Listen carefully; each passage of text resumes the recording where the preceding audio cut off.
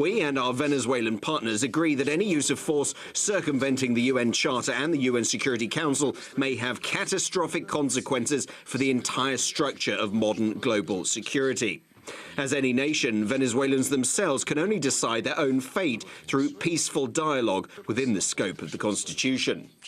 This was another attempt at violence by the Venezuelan opposition. President Nicolás Maduro insists that dialogue remains the only option, unlike those who voiced the US position, which says all options are on the table. We believe the only way is to respect the UN Charter, preserve peace in Venezuela, and not violent or forceful overthrow of the regime. Meanwhile, Venezuelan soldiers have been making a display of their loyalty to President Maduro, burning a copy of a letter from opposition leader Juan Guaidó handed to them by some of his supporters.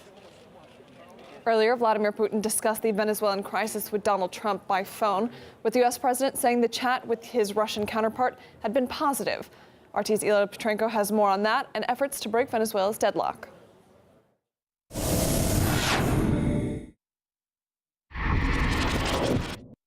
What if all the key stakeholders don't only talk on the phone, but get to meet?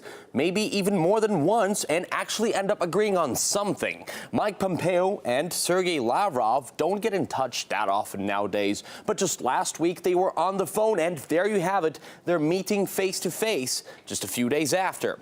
Vladimir Putin and Donald Trump didn't talk for about 5 months after the G20 in Argentina.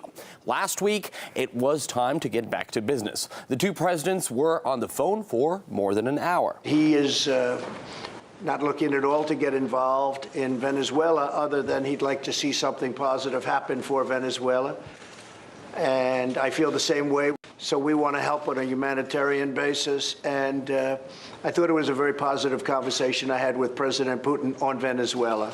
Sounds quite optimistic, probably even too much. Was President Putin able to convince him speculation over Russia's involvement in Venezuela is way too overblown? Wait, only the day before we heard this from America's #1 diplomat. We need to make sure there's not an invasion in Venezuela, and yet there's been one. It took place. The Cubans invaded some time ago. The Russians have now followed suit. And in the meantime, Mr. Lavrov was saying this. We've agreed to keep discussing the situation in Venezuela, but I don't see how we can find a common approach when our policy is based on the principles of international law.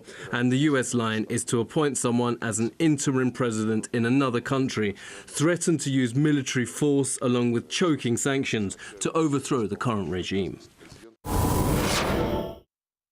Washington is trying to convince the world the way they've been pulling the strings in Venezuela has nothing to do with the word coup. Yet, as usual, they're leaving all options on the table, including the use of force. Military action is possible if that's what's required.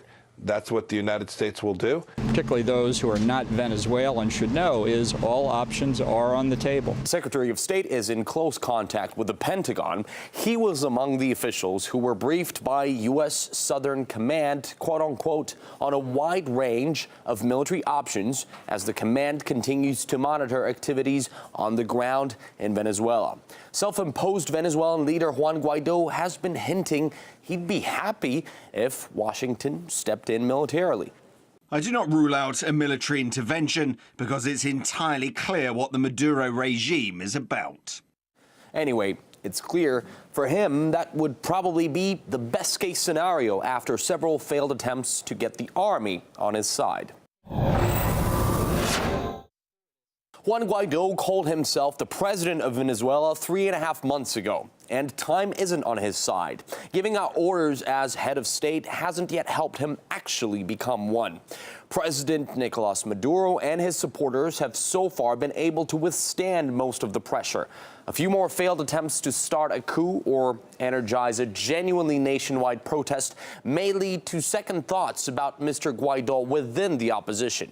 Whether he'll ever choose to back down himself, that's a tough one. Speaking of Nicolás Maduro, this man doesn't look like someone who'll ever be the first one to raise the white flag. Making concessions, though, when he's completely pushed to the wall, that's more like it.